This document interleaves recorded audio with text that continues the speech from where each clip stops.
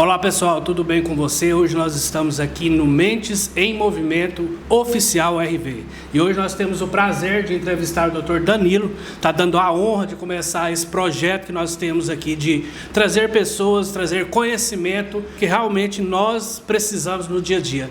Dr. Danilo, eu gostaria que o senhor se apresentasse, falasse um pouquinho quem é o Dr. Danilo Fabiano. Primeiro, Enéas, agradecer pelo convite, dizer da importância de que nós possamos conversar com a comunidade. Meu nome é Danilo Fabiano, eu já estou em Rio Verde desde 2006, então, portanto, fez agora recentemente 20 anos que eu estou em Rio Verde.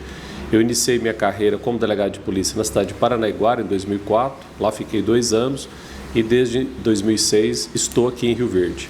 Sou também professor universitário nas faculdades aqui, também ministro aulas nas nossas academias da Polícia Civil em Goiânia, das demais entidades pela Secretaria de Segurança Pública. Então, portanto, eu sou um professor também de carreira, um servidor público, um delegado de polícia, e que muito me honra estar aqui em Rio Verde e poder atender a comunidade não só de Rio Verde, mas de toda a região. Doutor, em qual momento o senhor decidiu mesmo seguir a carreira de delegado e como que foi esse começo aí da sua carreira? Enéas, eu formei em Ituiutaba, Minas Gerais, em 2001. A partir de então, o propósito foi carreiras jurídicas. E uma delas, que sempre me interessou, foi a carreira de delegado de polícia. Antes de ser delegado de polícia, eu passei num concurso no interior de São Paulo para oficial de promotoria. Por lá, fiquei pelo menos quase 2 anos. E em 2003 para 2004, eu fiz o concurso aqui para o estado de Goiás. O estado de Goiás já apresentava naquele momento muita perspectiva positiva na carreira de delegado de polícia, então, portanto, foi uma decisão que eu reputo como acertada, uma vez que, desde quando eu iniciei a carreira aqui no estado de Goiás, nós observamos de maneira muito clara uma evolução no trabalho da Polícia Civil e eu fico muito orgulhoso de fazer parte hoje da instituição Polícia Civil do estado de Goiás. Já tem quantos anos o senhor já está dentro da Polícia agregado, né? Eu iniciei como delegado de polícia em 2004, então, portanto, já estão com 22 anos. Antes disso, eu fui funcionário também do Ministério Público do Estado de São Paulo, passei na UAB, enfim, já fui servidor do município da minha cidade, de Guriatã. Inclusive, a minha primeira profissão foi datilógrafo. Eu fui professor de datilografia, fui datilógrafo prestando serviços administrativos, uma profissão que inclusive não existe. Então já estou no serviço público há bastante tempo. Eu iniciei bem jovem no serviço público e hoje estou aqui já nos meus últimos anos como delegado de polícia. Se Deus nos permitir, aposentarei aqui no estado de Goiás como delegado de polícia. Esse sonho que já veio de criança, como foi os primeiros anos ali como policial civil, que já era um sonho que você tinha? Enéas, é um grande desafio. Eu falo sempre que trabalhar no serviço público, da segurança pública, é um desafio a todo momento. E desde então, desde quando nós entramos na carreira, primeiro passa pela academia de polícia, onde há toda uma formação para o exercício do cargo, mas é muito desafiador. A segurança pública não tem dia, não tem hora, não tem local. A qualquer momento nós podemos ser acionados para uma situação difícil e o servidor de segurança pública está sempre pronto para atender.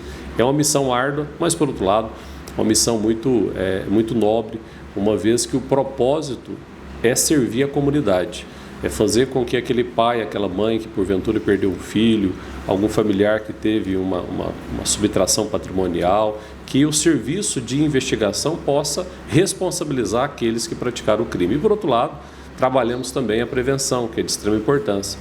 Quantas e quantas situações nós evitamos em razão de um trabalho preventivo que é feito também pela Polícia Civil. Doutor, o senhor lembra assim, um primeiro caso que aconteceu, o senhor atuando como delegado, que ficou marcando a sua história como policial civil ali, como delegado? Assim que eu entro na carreira, em 2004, eu passei a responder pela cidade de Cachoeira Alta também. Eu estava em Paranaiguara e respondi por Cachoeira Alta. E logo quando eu passei a responder por Cachoeira Alta, nós tivemos um assassinato muito grave de uma jovem de 14 anos, que naquele momento ela foi não só assassinada, mas também antes estuprada. E aquilo me chamou muita atenção, a circunstância, a gravidade, a crueldade. Desloquei imediatamente para a cidade e ali, em parceria lá com as demais forças de segurança, com a equipe da Polícia Civil local, nós conseguimos identificar, ainda naquelas primeiras horas, o autor do homicídio, que não foi simples, foi muito difícil, Foi muito trabalhoso, mas chegamos à conclusão logo nas primeiras horas, em razão de um trabalho rápido, mas a cena do crime, a circunstância, a pessoa da vítima, da família, trouxe efetivamente ali aquele primeiro impacto.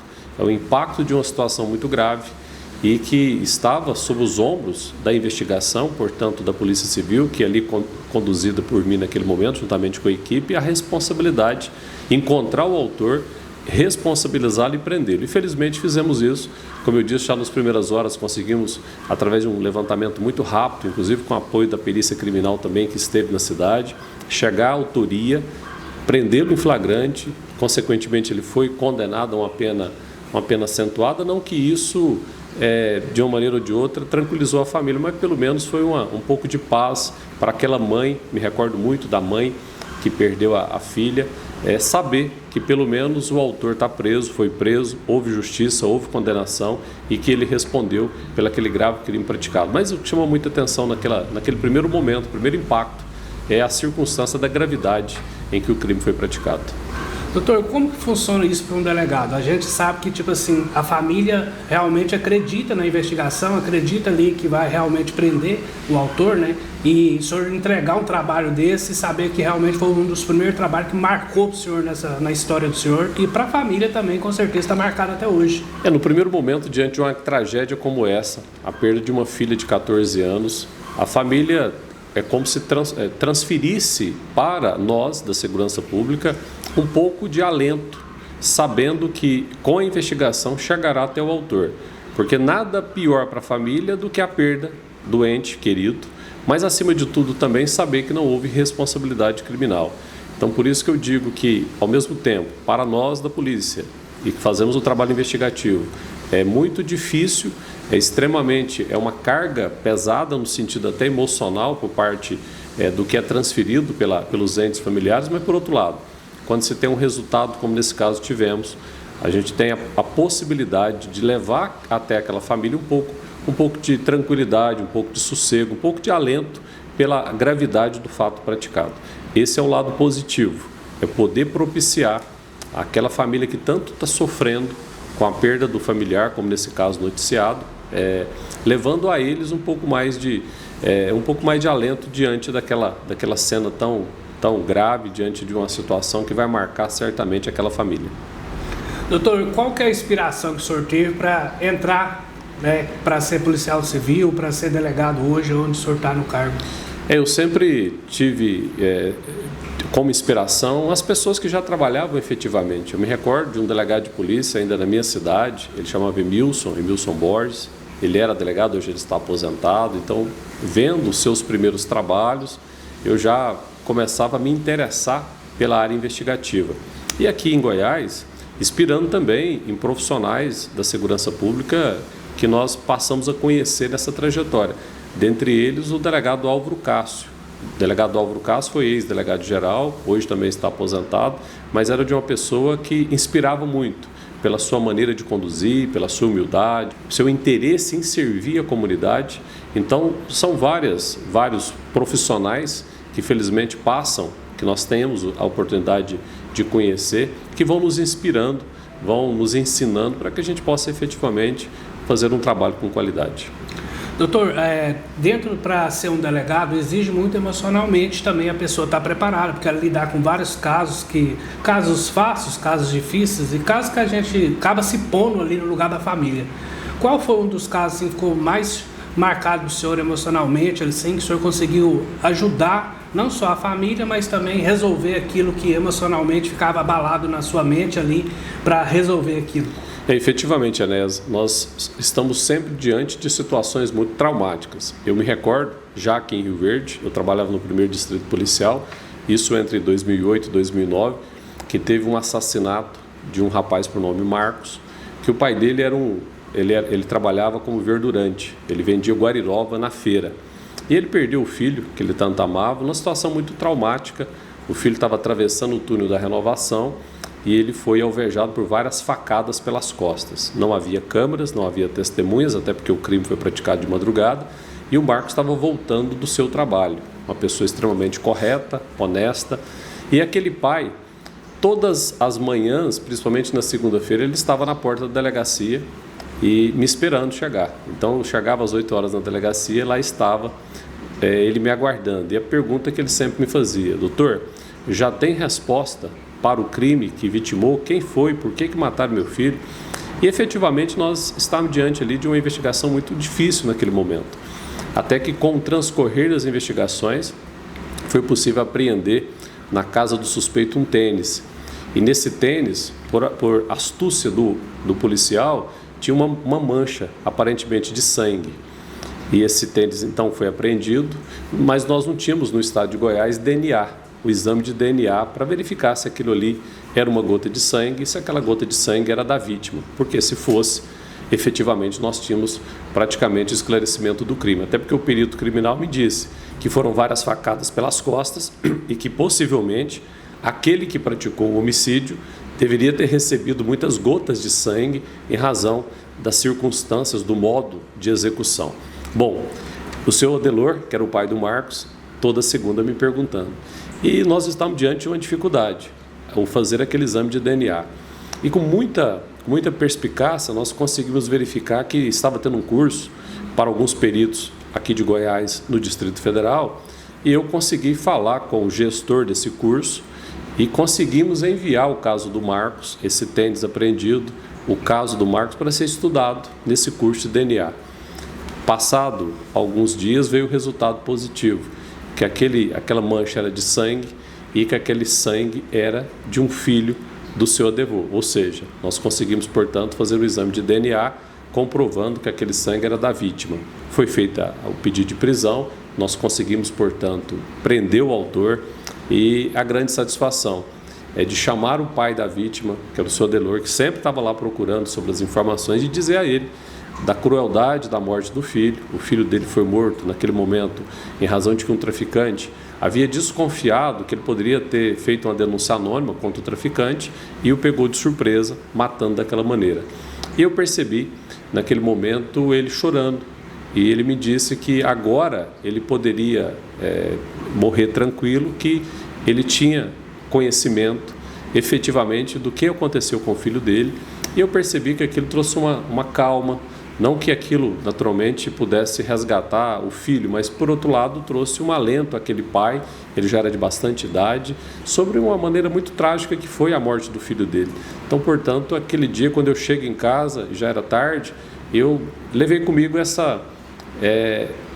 lado positivo, de poder, naquele dia, ter proporcionado para aquele senhor de idade uma condição de que ele entendesse um pouco, né, da circunstância da morte do filho, e que ele pudesse, portanto, ter um pouco mais de tranquilidade no resto da sua vida. Então aquilo me marcou muito em razão das circunstâncias. Primeiro, pela dificuldade da investigação, porque alguns dias eu achava que nós não conseguiríamos chegar à autoria. Eu confesso que por algumas vezes, pensando ali com a equipe policial, nós não tínhamos muita alternativa. Foi até que eu falei que é destino de Deus, é um pouco também disso, né? Nós conseguimos então chegar até esse tênis, apreendê-lo, conseguir o DNA, porque não se fazia DNA aqui no estado de Goiás, conseguimos levar. Esse DNA foi feito de maneira gratuita, até porque a família não tinha qualquer condição de pagar o DNA, e a investigação aponta, prende, responsabiliza o autor do crime e, acima de tudo, dá ao pai um pouco de tranquilidade para a alma dele, para a consciência dele. Doutor, diante de tantas histórias o senhor contando assim, já aconteceu na sua vida de ter momentos que o senhor pensou em desistir, e o que fez continuar? Não há dúvida, né? A circunstância na segurança pública aqui em Rio Verde mesmo. Nós já passamos épocas aqui extremamente difíceis. Eu me lembro que entre 2011, 12 até lá para 2015, Rio Verde tinha altos índices de homicídio, roubos, de muitos roubos praticados, muitos furtos praticados. E por mais que nós trabalhássemos, não vislumbrava uma melhoria. Efetivamente, a própria sociedade tinha muita desconfiança da própria polícia, havia muita distância entre as instituições, mas efetivamente o tempo foi passando, fomos construindo parcerias, as circunstâncias foram melhorando, o poder público municipal apoiando, as entidades de classe, e começamos a ver uma luz no fim do túnel. Mas há momentos que, diante da quantidade de crimes, diante das circunstâncias que nós vimos. Efetivamente, tinha dia que você chegava em casa e falava, olha, eu não vou mudar de Rio Verde, ou eu vou mudar de profissão, porque efetivamente parece que eu não vejo resultado do que eu faço diante de tantos crimes praticados, e por mais que a gente trabalhava, não conseguia ter solução. Mas como eu disse, muitas mãos foram se dando, muitas pessoas foram se somando, pessoas boas foram chegando na instituição, e é muito importante falarmos sobre isso. Eu tive uma grande felicidade desse período todo que eu estou em Rio Verde, e eu sou o delegado mais antigo em atividade aqui, de receber muitos delegados, muitos agentes, muitos escrivães comprometidos, que vieram para Rio Verde efetivamente com a intenção de somar com a comunidade e fazer uma polícia civil mais respeitada, honesta, eficiente, e é isso que a gente tem observado nos últimos tempos. Eu fico muito orgulhoso de trabalhar na Polícia Civil já há 22 anos, principalmente em Rio Verde nos últimos 20 anos, e perceber a evolução que nós tivemos. Quem conhece a segurança pública de Rio Verde sabe exatamente o que eu falo, e você, inclusive, e tive o privilégio de conhecê-lo já bem no início, quando eu chego aqui em Rio Verde, você sabe, até porque você também é dessa área, da área de levar as informações, e sabe que efetivamente nós tínhamos uma situação muito crítica, houve uma melhoria muito grande, mas os desafios seguem. Segurança pública, ele sempre tem que trabalhar com muita estratégia, com muita inteligência, tem que trabalhar com pessoas capacitadas, com pessoas honestas, com pessoas corretas e com pessoas, acima de tudo, comprometidas em prestar serviço à comunidade. Doutor, conhecendo um pouco o seu trabalho, como a gente já tem uma convivência, igual o senhor falou mesmo, eu queria que o senhor falasse um pouquinho como lidar com a pressão de tantos crimes hoje que ele precisa ser solucionado na cidade de Rio Verde, e também comandar várias equipes que estão ali no seu controle. Queria que você falasse um pouquinho da cidade que abrange, quantas cidades mais ou menos você hoje tem a responsabilidade de delegados debaixo da sua autoridade, e essa pressão, como que é lidar com isso? Hoje a Regional de Rio Verde, ela compreende 18 municípios, ela começa lá em São Simão, passando por cidades como Santa Helena, Quirinópolis, chegando em Diária, Dealina, enfim, é uma região extremamente rica, uma região que está em franco crescimento, é uma região que hoje tem mais de 500 mil pessoas, e nós temos vários delegados, várias delegacias, vários agentes escrivães distribuídos nessas cidades todas. É um grande desafio, até porque não tem um dia que nós não temos um crime diferente, uma circunstância ou outra. E eu falo que é possível realizar um trabalho com qualidade, como tem sido feito nos últimos tempos, em razão das pessoas que compõem as nossas equipes.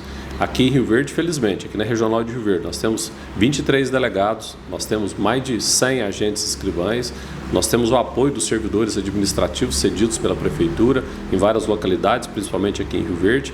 E essas pessoas, esses homens e mulheres, o que é o diferencial delas todas, é o compromisso de fazer um trabalho com qualidade. Isso fica mais fácil. É claro que a gestão é difícil.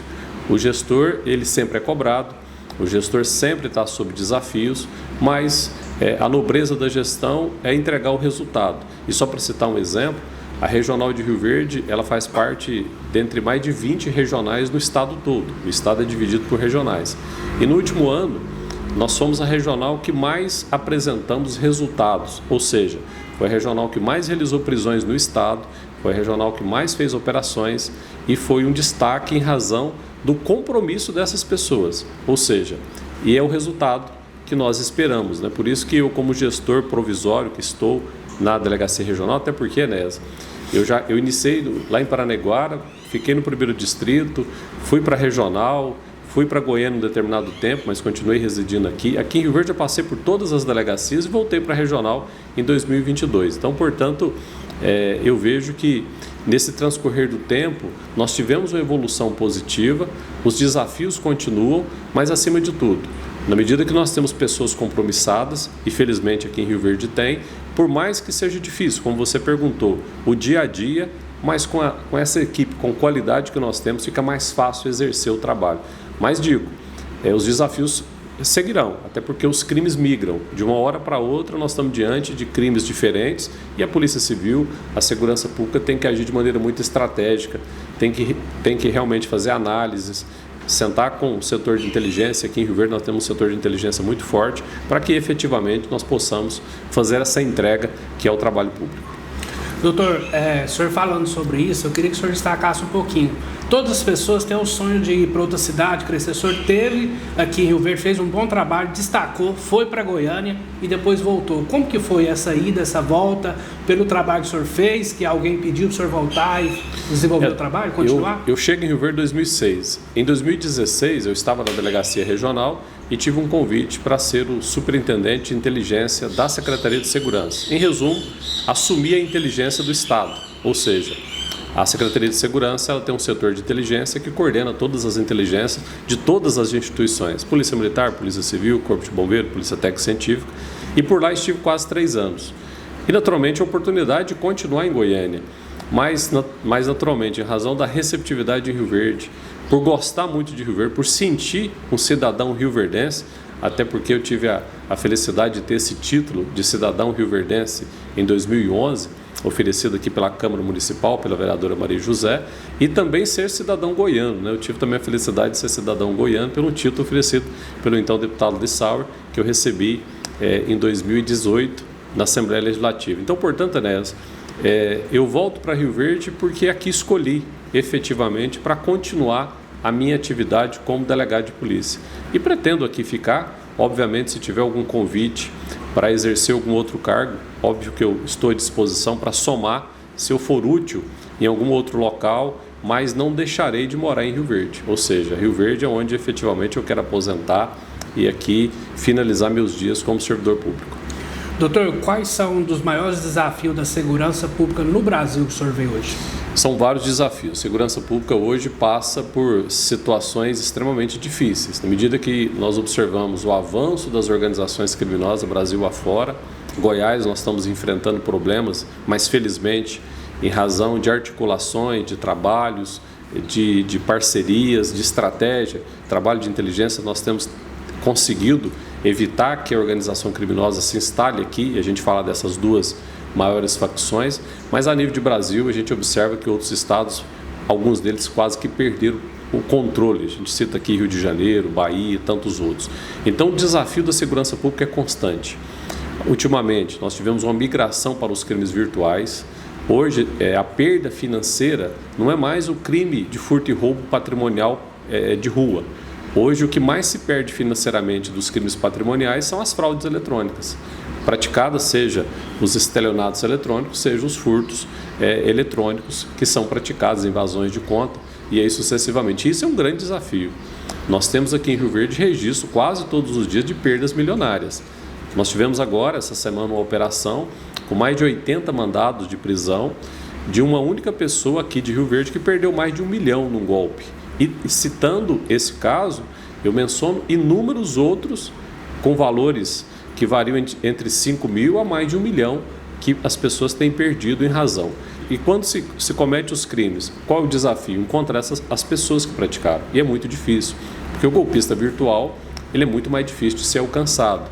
Então a polícia hoje está passando por uma transformação. Nós temos que ter cada vez mais a expertise nessa parte virtual, com análise financeira, com quebra telemática, com uma série de mecanismos para chegar a essas pessoas.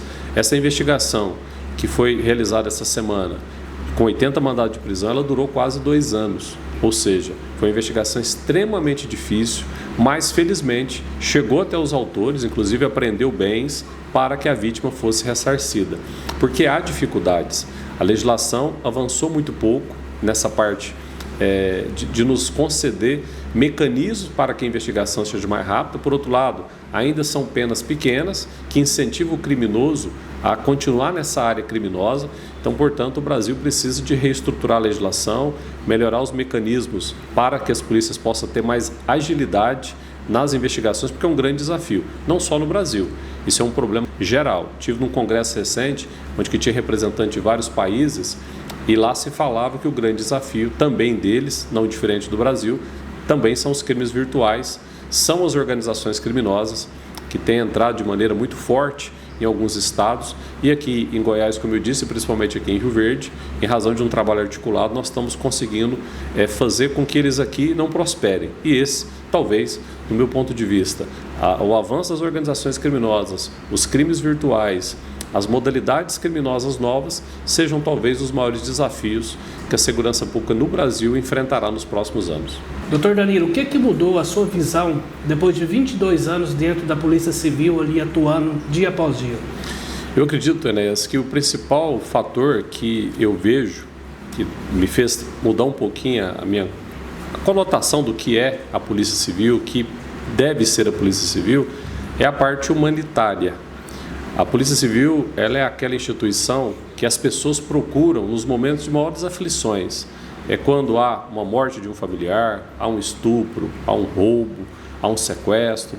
E a polícia tem que ser humana no sentido de acolher essas vítimas, essas pessoas que procuram a Polícia Civil de maneira digna, para que eles possam primeiro ter aquele atendimento, um atendimento adequado, um atendimento mais acolhedor e, por outro lado, obviamente, fazer a atividade fim, que é a atividade de prestar o serviço, a responsabilização dos criminosos. Mas o que eu percebo também, Enéas, e aqui em Rio Verde a gente está tendo a felicidade de concretizar, é um setor de psicologia, citando como exemplo, que existe dentro da Polícia Civil em razão de uma parceria com o município. Então, aquela mãe, aquele pai que perdeu o filho, por exemplo, nós temos lá, através do grupo de psicólogos, e nós temos a parceria com o município e com algumas faculdades aqui, dentre elas a UniRV, que nos auxilia cedendo estagiários.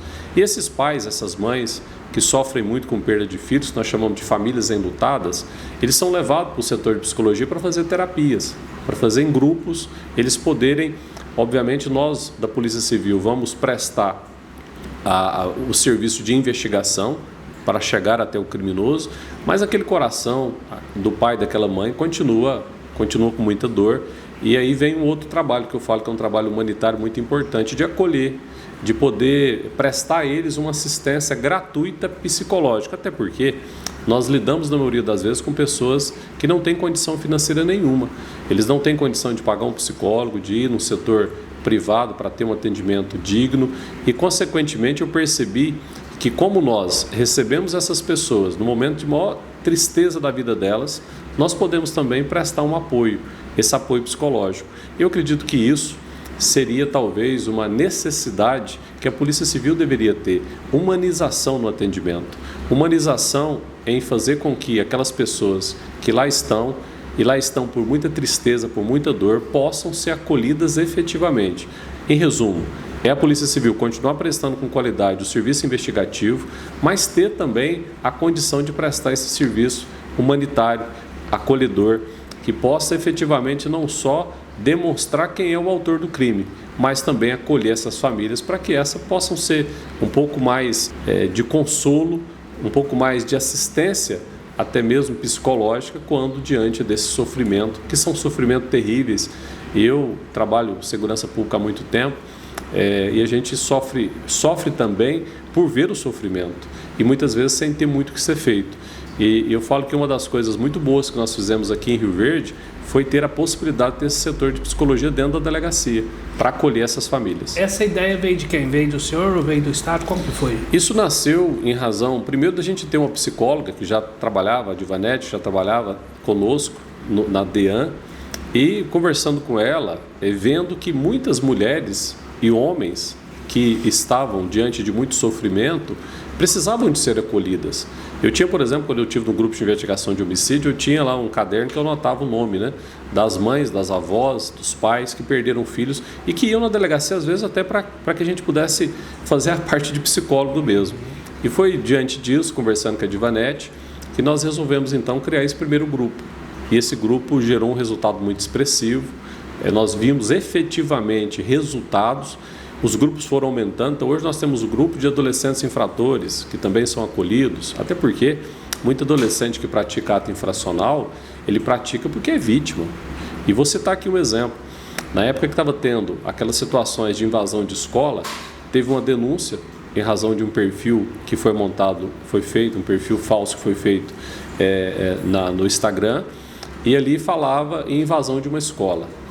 E o nosso grupo de investigação cibernético logo descobriu onde que era essa casa, foi feito um mandado de busca, foi cumprido, encontrou-se um adolescente, esse adolescente foi apreendido e foi encaminhado para a delegacia. Quando nós começamos a falar com esse adolescente, e nessa época eu estava na DEPAI, que é a delegacia que apura atos infracionais, nós percebemos que esse adolescente, na verdade, ele não oferecia risco nenhum. Ele tinha feito aquele perfil falso porque ele era vítima de bullying, ou seja, ele era um adolescente que tinha vindo do Nordeste, ele era obeso e ele era muito criticado e humilhado na sua escola. Em razão disso, ele cria esse perfil falso justamente como vingança. Ele era vítima também, como foi autor do ato infracional, mas ele precisava de acolhimento. E aí o setor de psicologia fez todo um trabalho com ele, com a família dele, com a mãe dele. Ele só tinha a mãe aqui, não tinha mais ninguém, só ele e a mãe. E consequentemente depois a gente tem um depoimento da mãe, dizendo tanto que o filho melhorou e o dele próprio, falando que ele conseguiu livrar daquele bullying que ele estava sofrendo, até porque ele, em razão dos atendimentos psicológicos, ele se livrou, ele entendeu, enfim, muitas coisas que possivelmente ele não tinha dentro de casa, em razão das limitações de orientação da mãe. Isso é uma demonstração, porque se a polícia fosse fria, se a polícia pensasse só em reprimir, nós iríamos talvez internar esse adolescente e piorar a situação dele. Ou seja, ele era autor de um ato infracional, mas ele era vítima também. É um adolescente que precisava muito mais de acolhimento do que de apreensão. Aos olhos daqueles que não conhecia o motivo que ele fez aquilo, queria que ele ficasse internado eternamente. Mas quando você começa a enxergar o motivo pelo qual ele estava fazendo aquilo, se descobre que era uma vingança em razão de uma humilhação que ele estava sofrendo. Por isso que o setor de psicologia é muito importante. A polícia tem que ser humana, a polícia tem que ter um olhar diferente, o servidor de segurança pública tem que ter um olhar diferente, porque muitas vezes nós estamos diante de autores, mas que muitas vezes, antes de ser autor, ele foi vítima e precisamos de acolher. E aqui, Enéas, me permite, eu cito um outro exemplo. Nós tivemos um caso que chamou muita atenção também, que foi uma morte de uma criança de 3 anos de idade. Essa criança foi assassinada pelo padrasto. Essa criança estava sozinha com o padrasto. O padrasto, portanto, ele dá um chute na região abdominal. Quando a mãe chega, a criança já estava morta e o padrasto convence a mãe a simular que a criança havia caído. Quando é acionada a polícia técnico-científica, que nós vamos até o local, já de início percebe-se que alguma coisa errada existia. Essa criança, portanto, é levada para o ML, que já estava sem vida, e o médico legista me liga dizendo que a criança tinha vários sinais de tortura no corpo dela e que tinha sido efetivamente assassinada. Prendemos o padrasto em flagrante delito pelo crime de homicídio contra essa criança, mas me veio também a questão da mãe, da omissão da mãe. Por que essa mãe... E o médico me explicava que inclusive tinha um garfo, marca de garfo quente no corpinho da criança. Obviamente a mãe que cuidava da criança tinha visto aquilo e tinha outras marcas. Eu pedi a prisão também dessa mãe pela tortura por omissão, ou seja, o padrasto já vinha torturando essa criança, a mãe sabia e a mãe nada fez. Naturalmente, aquele que se omite, porque a investigação apontou que não era a mãe que torturava, mas a mãe tinha conhecimento e ela, por dever de responsabilidade familiar, ela tinha que ter denunciado, mas não fez. Por isso que eu pedi a prisão dela. Mas me veio muito isso. Por que essa mãe permitia isso? E no dia mesmo da prisão do padrasto, a mãe era muito fria, ela não chorava, ela não demonstrava sentimento. Pedi então à psicóloga, faz uma análise do comportamento dessa mãe. Por que essa mãe é tão insensível? Por que essa mãe vira o filho morto e não expressa sentimento, sabe que o filho está sendo torturado e nada faz? O porquê disso? E a psicóloga depois me apresenta o relatório dias depois, falando um pouquinho do histórico dessa mãe.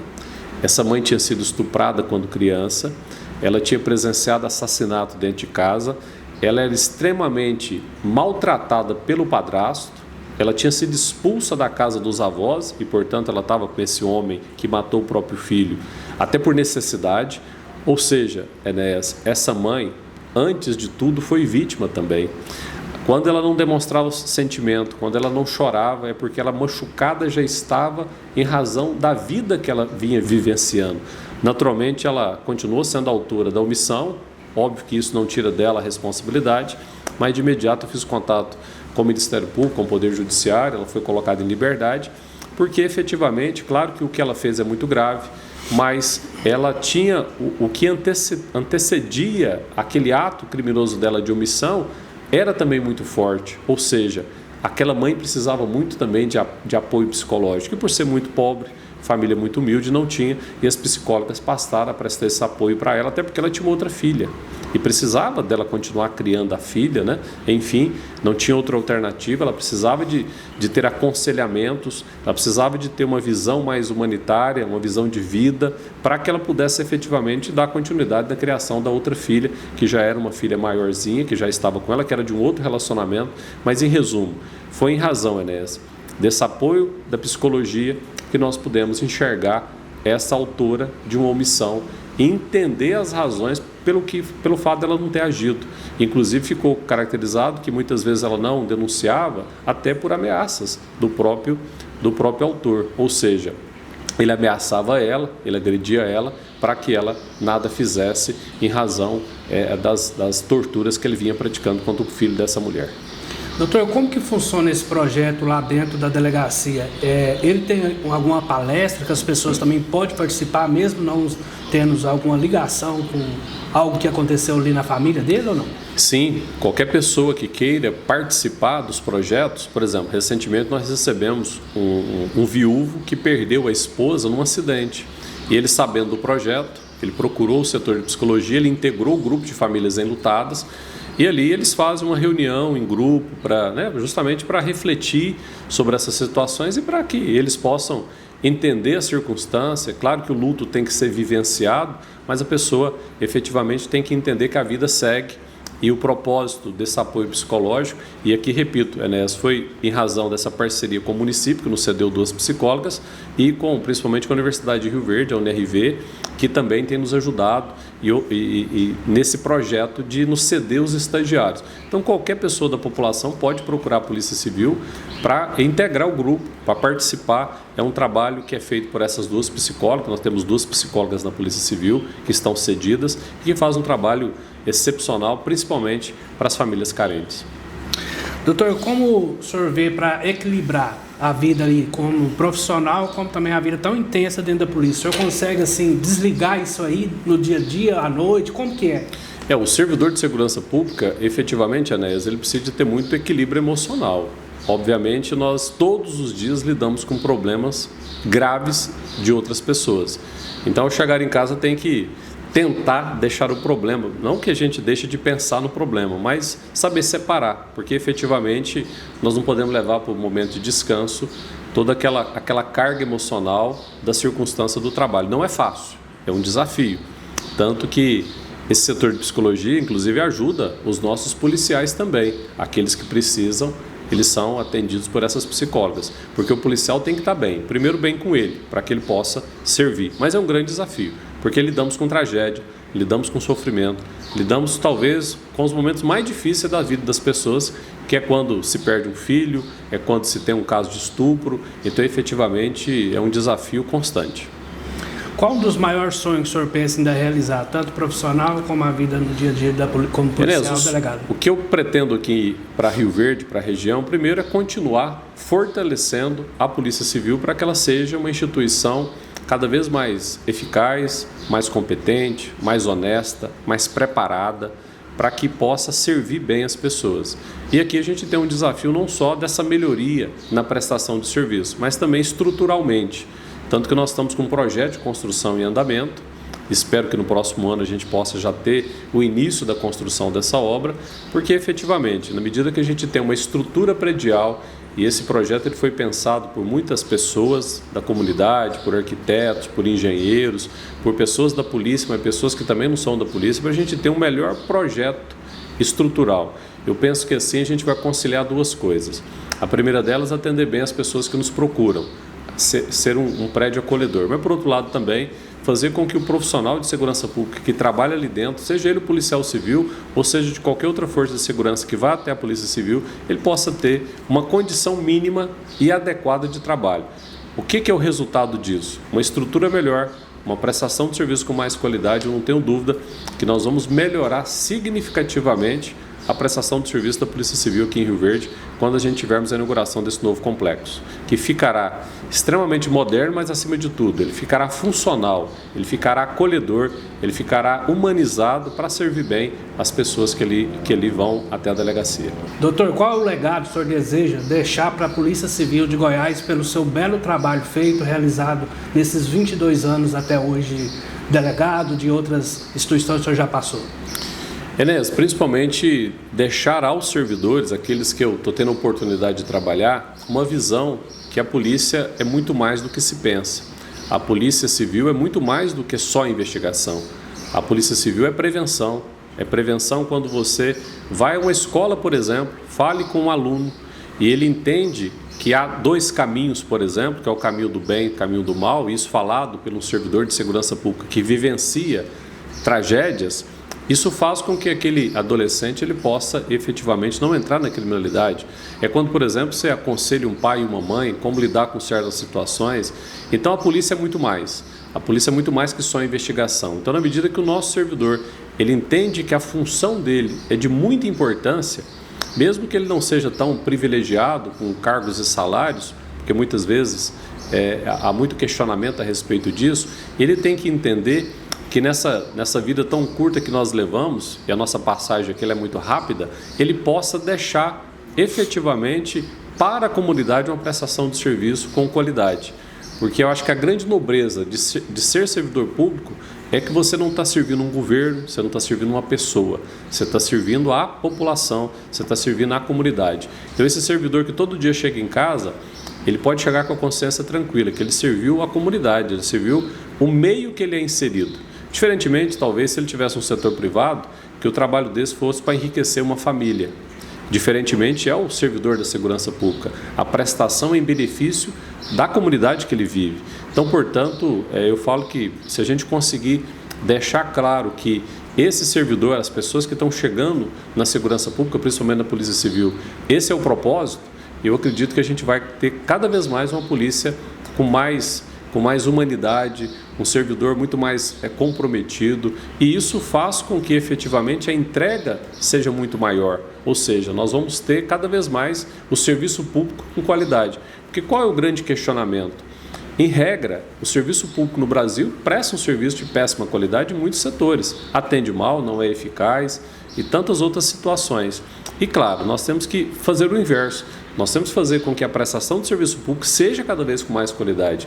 E eu acredito que quando o servidor ele entende a importância dele, ou seja, que a importância dele, mesmo ele tendo uma remuneração menor do que aquela que ele pensa que deveria ter, e muitas vezes nós temos muito essa dificuldade, mas eu acredito que se ele entender o propósito da vida dele, que é servir, que é melhorar a vida das pessoas, que é fazer justiça efetivamente. Não há nada mais nobre na vida do que fazer justiça. Você identificar um autor de um crime, prendê-lo, e prendendo evita que ele pratique outros crimes também.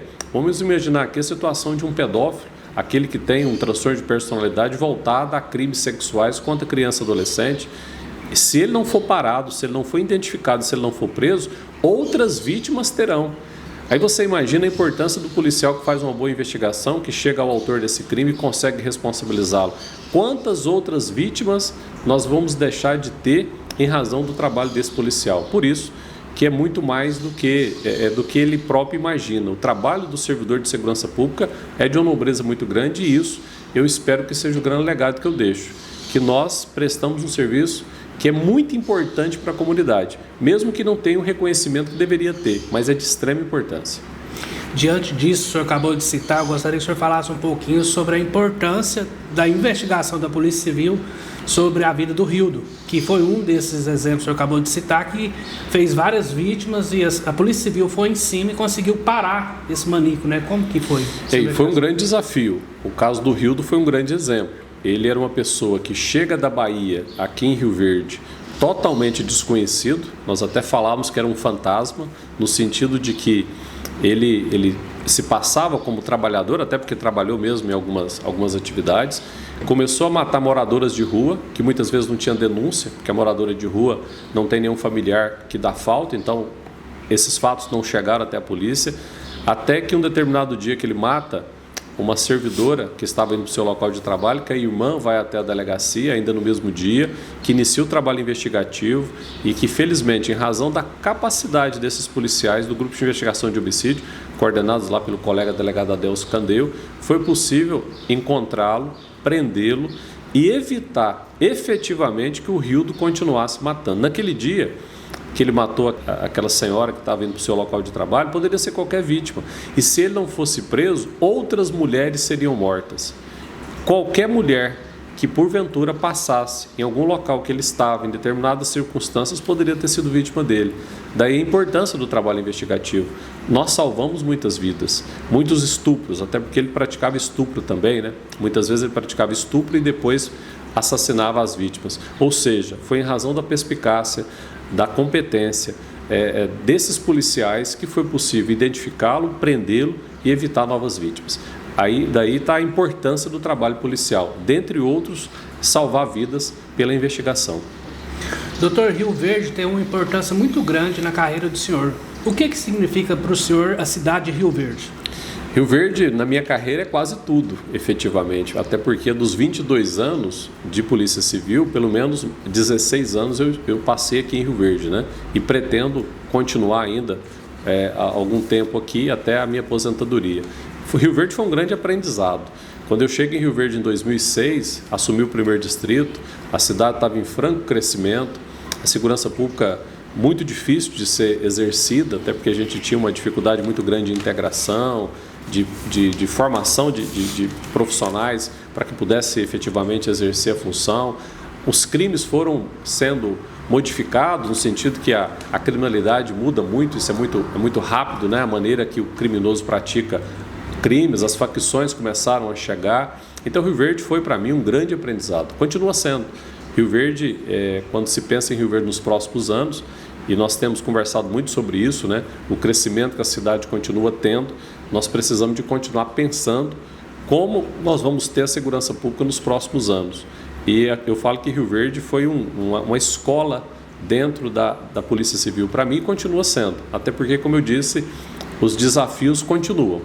Hoje, 2026, o desafio é um, 2027, 2030 serão outros. E como que nós estaremos exercendo a segurança pública diante desse crescimento, diante dessas facções que crescem, diante dos crimes virtuais que aumentam? Então os desafios continuam, mas Rio Verde, Enéas, não há dúvida nenhuma, para mim está sendo uma grande escolha e um grande privilégio.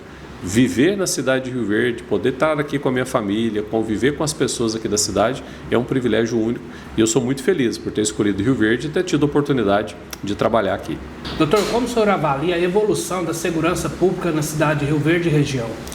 Bom, Enéas, eu estou em Rio Verde desde 2006, então, portanto, nos últimos 20 anos eu trabalhei em segurança pública aqui. Quando estive temporariamente em Goiânia, continuei tendo o trabalho aqui em Rio Verde, até porque fui para o setor de inteligência, e eu observo que houve uma evolução muito significativa, principalmente num quesito. As instituições de segurança passaram a trabalhar mais próximas, ou seja, nós tivemos mais integração, nós tivemos uma evolução no que diz respeito à troca de informações, e foi possível principalmente em razão da criação de um núcleo de inteligência e análise criminal que foi implementado aqui em 2017. A partir de então, esse núcleo faz um levantamento estatístico de tudo que ocorre na cidade de Rio Verde e passa para os comandos policiais. Nós temos que reconhecer também que o trabalho de apoio do município de Rio Verde para com as forças de segurança, das entidades de classe de extrema importância. Hoje em dia, todas as entidades de classe são preocupadas e participam efetivamente das discussões da segurança pública, seja lá no Conselho de Segurança do CONSEC, que é presidido aqui por um cidadão que eu tenho muito orgulho de ser amigo, que é o Sr. Manuel Divino, que todo mês representantes da comunidade estão ali para discutir segurança pública, seja no CODERV, Conselho de Desenvolvimento Econômico, lá nós temos uma Câmara Técnica de Segurança Pública para discutir os problemas, seja no Gabinete de Gestão Integrado Municipal, que é coordenado pela Prefeitura local, com a presença inclusive do prefeito, enfim, que participa efetivamente. Passou-se a entender que segurança pública não é um problema isolado de uma instituição e de uma pessoa. Antigamente, aqui em Rio Verde, se atribuía a melhoria da segurança pública a uma pessoa. Isso não é assim que funciona a segurança pública. A segurança pública é um todo. A segurança pública, é claro, as instituições vinculadas à área de segurança fazendo o seu trabalho, a prefeitura fazendo o trabalho dela, seja lá na educação, na saúde, que tem consequências com a segurança pública. Por exemplo, uma praça iluminada é segurança pública. Uma criança dentro da escola é segurança pública. Um adolescente que tem uma evasão escolar e ele é buscado pelo conselho tutelar e ele é resgatado e volta ele para a escola, isso é segurança pública, porque se ele não for resgatado, obviamente ele vai se tornar amanhã um adolescente infrator e um adulto criminoso futuramente. Então, segurança pública é um todo. Consequentemente, a segurança pública envolve vários setores. E eu penso que isso foi um grande diferencial nos últimos tempos. Primeiro, a comunidade, as entidades de classe entenderam que a segurança pública não é um problema só da polícia, é um problema de todos. É da comunidade, é das entidades, é do setor público municipal, é do Estado, é da União, são de todos nós. E com isso, na medida que todos passaram a ter responsabilidade, passaram a observar, passaram a ajudar, passaram a refletir o que estão precisando e por que estão precisando. Passaram a ter voz, passaram a elogiar também quando faz o trabalho com qualidade, mas passaram a criticar, passaram a fiscalizar, passaram a cobrar. E é assim que funciona segurança pública, é quando todos eles possam efetivamente sentar à mesa, discutir e planejar e ter ações. E verificar os resultados, monitorar, está dando certo? Por que não está dando certo? Segurança pública é assim. Vivi uma época em Rio Verde que segurança pública era problema da polícia. Ou seja, se tinha um roubo, é problema da polícia. Se tinha um homicídio, é problema só da polícia. Não é problema só da polícia. Por que o roubo aconteceu? Talvez o autor desse roubo, e eu me recordo até de uma situação aqui, faço um parênteses para comentá-la. Eu estava ministrando uma palestra lá numa empresa, uma agroindústria grande aqui de Rio Verde, para os funcionários, e numa semana anterior, um servidor deles lá foi morto em razão de um roubo, praticou um latrocínio. Um autor foi subtrair o celular desse servidor que estava indo para o local de trabalho, ele estava indo até o local do ponto de ônibus, e ele reagiu e o autor acabou matando ele. E eles estavam muito indignados com a morte do amigo, não por acaso. Eles tinham perdido o colega de trabalho num latrocínio, pela subtração de um celular. Mas antes da palestra, eu trouxe o histórico desse autor. E eu comecei a falar, olha, vou contar a história aqui de uma pessoa. E aí comecei a contar. Com 10 anos de idade, ele não ia mais na escola porque a mãe trabalhava fora, ele não tinha família e a mãe não tinha condição de ficar com ele. Ele já foi para a praça e começou a ser usuário de maconha, começou a praticar pequeno furto. Com 12 anos, ele praticou um roubo à mão armada, ele foi apreendido, de 12 para 13 anos. Foi levado, passou pelas instituições, passou pelo Poder Judiciário, enfim, foi colocado em liberdade e voltou de novo a praticar outros atos. Aí eu levei todo o histórico, né? Ele já tinha passagem por mais de 10 passagens, até que com 18 anos, quase completando 19 anos, ele praticou esse latrocínio. E no final eu conto que aquele rapaz que eu estava contando a história dele, de criança até a prática daquele homicídio, era aquele que tinha matado o colega de trabalho. E mostrei para eles que no transcorrer do primeiro ato infracional dele, que foi um pequeno furto, até o último, que foi um latrocínio, ninguém fez por ajudar aquela criança e aquele adolescente. Ele era um problema dos outros, não da comunidade. Não teve ninguém, às vezes, para pegar esse menino, levar para um local, para um abrigo, para dar a ele um conselho. Ninguém. Ele era uma criança, um adolescente totalmente abandonado. Ele foi vítima do meio. Claro que não justifica o ato que ele praticou, de maneira nenhuma. Mas quando a gente retrocede na vida desse adolescente, a gente observa que todos nós falhamos com ele. Falhou a polícia, falhou o Poder Judiciário, falhou o Ministério Público, falhou a comunidade, faltou todos. Repito, se no primeiro momento que ele invadiu da escola, ele tivesse sido resgatado, entendido que ele estava somente com a mãe, e a mãe não tinha estrutura, e que ele fosse levado, por exemplo, um contraturno, fosse colocado numa escola, fosse levado para uma escolinha de futebol, fosse profissionalizado, ele não tinha praticado aquele tanto de ato infracional e não tinha matado aquele servidor que estava indo para o seu trabalho. Então, portanto, toda vez que a gente analisa um crime grave, nós temos que analisar também por que da prática desse crime. E muitas vezes, aquele que pratica o crime, nós todos falhamos com ele lá atrás. Falhou a política pública que não tinha, falhou a comunidade, falhou os órgãos de segurança, falhou o Poder Judiciário, falhou todos nós. Até porque a legislação contempla medidas socioeducativas. E esse adolescente que na vida adulta praticou o latrocínio, ele tinha sido internado, mas não tinha sido resolvida a situação dele. Ficava internado pouco tempo, não tinha estrutura os locais de internação, ele voltava pior para a rua, não era acompanhado e, consequentemente, criminoso continuava. Foi uma demonstração para eles, para aquele público, né, que eram os colegas de trabalho, que, claro, o que ele praticou é injustificável. Injustificável no qual sentido? Ele tinha que ser responsabilizado, mas, antes de tudo, ele também tinha sido vítima de todo um contexto.